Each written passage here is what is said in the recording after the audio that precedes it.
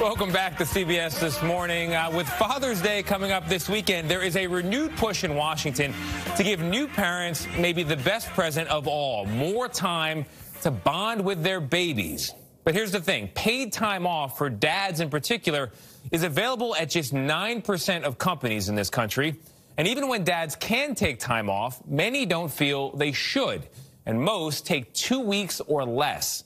We spoke with Texas Democrat Colin Allred. He's a former NFL linebacker turned U.S. congressman who has now twice taken time off to be a dad in Dallas. As both of us cared for our newborns at home, he explained to me how he's hoping to extend the very same opportunity to everyone. This is a whole new meaning to politicians kissing babies. As parents like Colin Allred will tell you, babies are a full-time job. Oh, wow. Oh. A little spit up. A little spit up. Which is why, in 2019, Allred took 2 weeks off from Washington to be home with his newborn son, Jordan. And believe it or not, it was the first paternity leave ever announced by a member of Congress. It was really important to me. I mean, I grew up without a father. My whole life I thought, when I have a chance to be a father, I'm going to be a good dad, and I'm going to be there.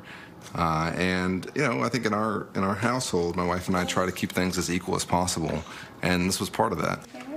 Oh. Earlier this year, when Allred's wife, Allie, gave birth to their second child, Cameron, he took another leave, this time for a month.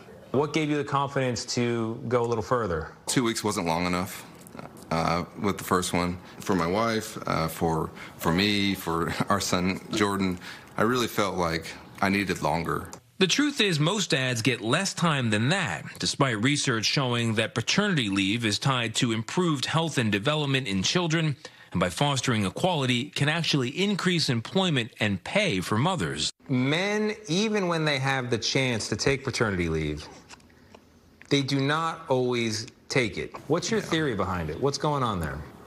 Yeah, I mean, there's an expectation in the workplace that, you know, you didn't have the baby, so what do you need the time off for, right? And there's also, of course, kind of the cultural expectation in many cases that the mom is going to, you know, do all of the child care. And, of course, what we've seen, he's going to sleep, what we've seen well done. Is that... Look at that. That was pretty good. It's a veteran. Women are being asked to do all the child care, all the housework, and still be in the workforce. And you know, that's just not working. The United States is, as you've probably heard before, one of just 2 countries, along with Papua New Guinea, that does not guarantee paid parental leave to anyone.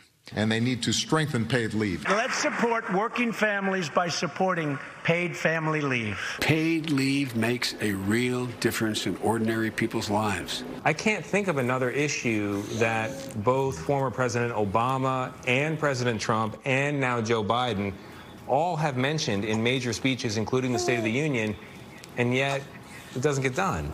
Yeah. You know, that's one of the things I think makes people so frustrated with Washington in general, is that you can have a lot of agreement around something, but still it's very difficult to get anything done and to get it through and to become law. President Biden has proposed giving workers 12 weeks of paid leave under his American Families Plan.